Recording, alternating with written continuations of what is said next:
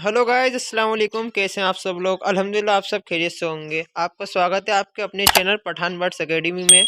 आज की वीडियो का टॉपिक विंटर केयर टिप्स के ऊपर है। ये वीडियो सभी तरह के बर्ड्स के लिए है, चाहे जावा हो, फिंच हो, लवबर्ड हो, कॉकटेल हो, बगीज हो, डव हो, कोई से भी आप पैराकिट एक्जोटिक बर्ड पालते हैं तो ये उसके ऊपर है कि हम अपने बर्ड्स को ब्रीडिंग सीजन के टाइम में अपने बर्ड्स की केयर कैसे कर सकते हैं, क्या क्या एहतियात बरतनी चाहिए। आज सारी बातें इस वीडियो में होंगी। आइए चलिए वीडियो को स्टार्ट करते हैं। सबसे पहले जो हम बात करेंगे वो इनके पानी के ऊपर बात करेंगे कि आप जो इनके केज और कॉलोनी में पानी रखते हैं तो आप उसमें प्लास्टिक का बर्तन यूज़ किया करें। और जब इन्हें पानी दिया करें तो थोड़ा बॉईल करके दिया करें, और जब वो उसका टेम्परेचर नॉर्मल हो जाए तो आप वो पानी दिया करें सुबह के टाइम। और शाम के टाइम आपको दोबारा वो पानी चेंज करना है। और उसके बाद जब आप सोएं तो वो पानी निकाल दें आप रात भर के लिए, क्योंकि वो अगर पानी आप केज में रात भर छोड़ देंगे तो वो बासी पानी हो जाएगा जो काफ़ी ठंडा हो जाएगा। और उस बीच जैसे आप रात भर लाइट जलाते हैं या फिर आप सुबह को लाइट ऑन कर देते हैं, वही पानी अगर बर्ड्स पियेंगे तो वो उनके लिए नुकसानदायक हो सकता है। तो ठंड से बचाने के लिए सबसे पहले हमें एहतियात बरतनी है वो पानी की है, और इसका आप ख्याल रखें।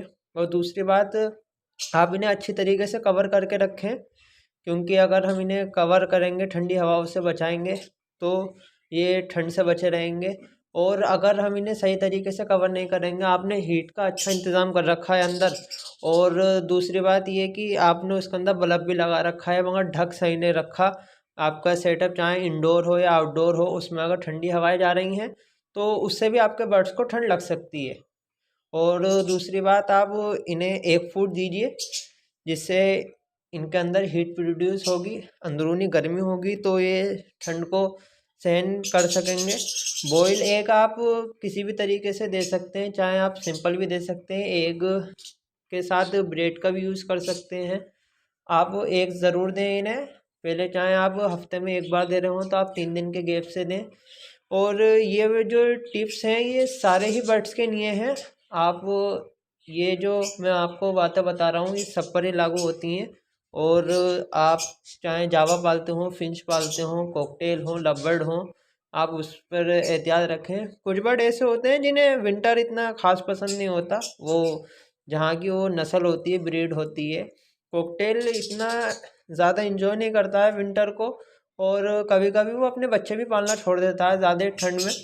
अगर ज़्यादा ही ठंड हो, खास करके जनवरी में ज़्यादा ठंड हुआ करती है, तो आप कॉकटेल से सेपरेट ब्रीड ले रहे हैं तो आप उन्हें 1 महीने का रेस्ट दे दिया करें, क्योंकि वो इस बीच बच्चे मार देते हैं, बच्चे पालन नहीं करते। और दूसरी बात, हम बात करेंगे सॉफ्ट फूड के ऊपर। आप जैसे भीगी हुई रोटी देते हैं या गेहूँ देते हैं या चने देते हैं, और चीज़ें हुई जो भिगो कर देते हैं, और जिसको आप रात भर भिगो के रखते हैं या एक दिन भिगो के रखते हैं, आप इन्हें ऐसी ही सुबह को ना दिया करें। पहले उन्हें गर्म पानी में डाल दिया करें जिससे वो थोड़े गर्म हो जाएं, क्योंकि गर्म करने से कुछ चीज़ों की तासीर भी चेंज होता जाती है। और जिससे हम अगर उन्हें ठंडा ही वो ऐसी पानी से धोकर दे देंगे तो वो अंदर से बहुत ठंडे होंगे, जिससे उन्हें ठंड लगने के ज़्यादा चांस रहते हैं सॉफ्ट फूड से। तो आप सॉफ्ट फूड दें तो इस बात की एहतियात रखें कि उसे गर्म पानी में कुछ देर रख कर और उसका पानी निकलने के बाद इन्हें सॉफ्ट फूड जब दें। आप इन्हें हफ्ते में लौंग अजवाइन का पानी दे सकते हैं, और उससे ठंड से काफ़ी बचा जा सकता है।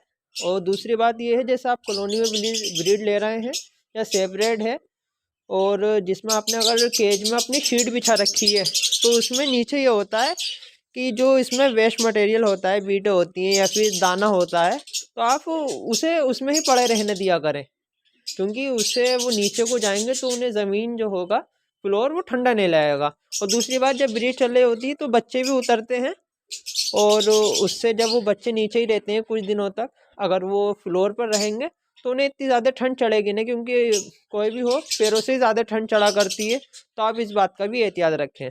और विंटर में आप इस बात का भी ख्याल रखा करें कि जब आप शाम में एक नज़र अपने बर्ड को ज़रूर देखा करें कि सब ठीक है या नहीं ठीक है, क्योंकि ऐसा होता है कुछ बच्चे मटकियों में से जल्दी बाहर आने की वजह से बाई चांस गिर भी जाते हैं, और उन पर दूसरे बार अटैक भी कर दिया करते हैं। भले से वो आपकी नज़रों से बच जाए, तो आप वो मटकी भी चेक कर लिया करें एक नज़र कि हमारे बर्ड सारे ठीक हैं या नहीं है। क्योंकि अगर वो बाहर रहेगा तो जाहिर सी बात है, अगर छोटा होगा, कम उम्र में ही बाहर आ गया होगा, तो उस पर दूसरे बर्ड भी अटैक कर सकते हैं। और दूसरी बात, वो ठंड से भी मर सकता है। तो आप इस बात को भी देख लिया करें कि हमारे बर्ड्स जो हैं वो सब ठीक हैं या नहीं ठीक है। और विंटर में आपको एक ये भी एहतियात बरतनी है कि आपको टेम्परेचर का ख़ास ख्याल रखना है कि टेम्परेचर आपका ऐसा रहे जो इनके हिसाब से ठीक रहे। ऐसा भी नहीं है आप इसमें बहुत ज़्यादा हीट प्रोड्यूस कर दें कि जितनी इन्हें हीट की ज़रूरत हो उससे ज़्यादा इन्हें हीट मिल रही हो, तो उससे हवस पैदा हो जाए, जिससे परिंदों को सांस आने में परेशानी हो, चाहे भपके से शिकार होने की वजह से मर जाए। कुछ लोग गलत तरीके से अपने बर्ड को कवर कर देते हैं और कुछ लोग बल्ब लगाने में भी बहुत गलती करते हैं।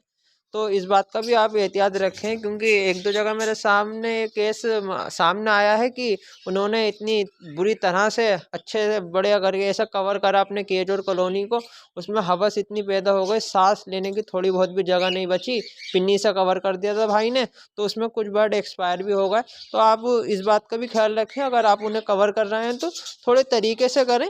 आप अगर नीचे सेटअप में पालते हैं, इंडोर आपका सेटअप है या आउटडोर भी है, तो थोड़ा सा ऐसा एक हिस्सा छोटा सा खोल दें कि उसमें सांस का या एयर का आना जाना बना रहे। क्योंकि अगर हम बिल्कुल इसके अंदर हवस पैदा कर देंगे तो वो भी बात ठीक नहीं है। और आप अगर ये कर सकते हैं, पॉसिबल हो, तो उसमें आप एक टेम्परेचर क्लॉक लगा दें। टेम्परेचर क्लॉक काफ़ी तरह की आती है, आप उसमें कोई सी भी टेम्परेचर क्लॉक लगा सकते हैं। उससे आपके ये पता चल जाएगा कि हमारे सेटअप में क्या टेम्परेचर चल रहा है, कि हमें इस वक्त इतनी हीट प्रोड्यूस जो कर रहा है वो हमारे बर्ड्स के लिए ठीक है या नहीं है। आप उससे टेम्परेचर मेंटेन भी कर सकते हैं। और जो एक क्लॉक आती है वो टेम्परेचर कंट्रोलर भी होती है, वो अगर आप उसे बल्ब से कनेक्ट कर देंगे तो वो जो आपने टाइमर सेट किया होगा टेम्परेचर का, वो उसी हद तक आपके उसमें हीट प्रोड्यूस करेगी, और ज़्यादा प्रोड्यूस करेगी तो बल्ब ऑन हो जाएंगे, और जब वो टेम्परेचर कम होने लगेगा तो वह ऑटोमेटिक ही बल्ब ऑन हो जाएंगे। तो आप इस बात का भी एहतियात रखें और आपके बर्ड्स इंशाल्लाह बर्ड में ठीक रहेंगे। और साफ़ सफाई का भी मटकियों का ख्याल रखें कि जो ब्रीडिंग हो रही है उसमें अंडे ख़राब तो नहीं है, बच्चे मटकियों में एक्सपायर तो नहीं हो रहे हैं, क्योंकि इन्हें इन्फेक्शन से भी बचाना है। और साफ़ सफाई का ख्याल रखें, दाने का ख्याल रखें। आप थोड़े सीड मिक्स में आप चेंजिंग कर सकते हैं। कुछ सीड आते हैं जो गर्म होते हैं, अगर जैसे फिंच की बात करें तो आप इन्हें तिल आता है जिसके लड्डू भी बनते हैं, ये तिल भी खा लेती हैं, आप इन्हें तिल दे सकते हैं। जावा भी खा लेती हैं ये। एक सरसों आती है, पीली सरसों होती है, काली सरसों होती है, तो आप बगीज हुए, लबड़ हुए, कॉकटेल हुए, इन्हें इनके दाने में सीड मिक्स ऐड कर सकते हैं। ब्लैक मिलेट हुई, ब्लैक सीड हुआ, ये आप ऐड कर सकते हैं इनके सीड मिक्स में। और सनफ्लावर तो आप ज़रूर दिया करें, सनफ्लावर काफ़ी फ़ायदेमंद रहता है बर्ड्स के लिए। अगर आपकी कॉलोनी में आपको ये पॉसिबल है, पराल आती है, तो आप अपनी कॉलोनी या केज में नीचे पराल भी बिछा सकते हैं। उससे काफ़ी टेम्परेचर में कन्वर्ट होगा, जिससे आपके बर्ड अगर फ्लोर पे उतरेंगे या जो उनमें जाली के केज होते हैं तो उन्हें वो पैरों से वो ठंड नहीं चढ़ेगी और वो ठंडे ठंडे उन्हें नहीं लगेंगे। आप पराल भी बिछा सकते हैं, या फिर कोई घास आती है जैसे आपको अवेलेबल हो, पास में मिल जाए, ये सेब की पेठी होती है, उसके अंदर जाड़ों में तो खास करके पराल मिला करती है, तो आप उसको पराल भी रख सकते हैं अपने केज में। और यही कुछ बातें थी जो आपको बतानी थी ठंड के मुताबिक। अगर कोई बात समझ में नहीं आई हो या फिर कोई और डाउट हो तो आप मुझसे पूछ सकते हैं, इंशाल्लाह आपको रिप्लाई दिया जाएगा, आप कमेंट कर सकते हैं। अच्छा, फिर इजाज़त दीजिए, एक नई वीडियो एक नए टॉपिक के साथ फिर मुलाकात करेंगे अगली वीडियो में। अपना ख्याल रखें, अपने परिंदों का ख्याल रखें। अच्छा, अस्सलाम वालेकुम।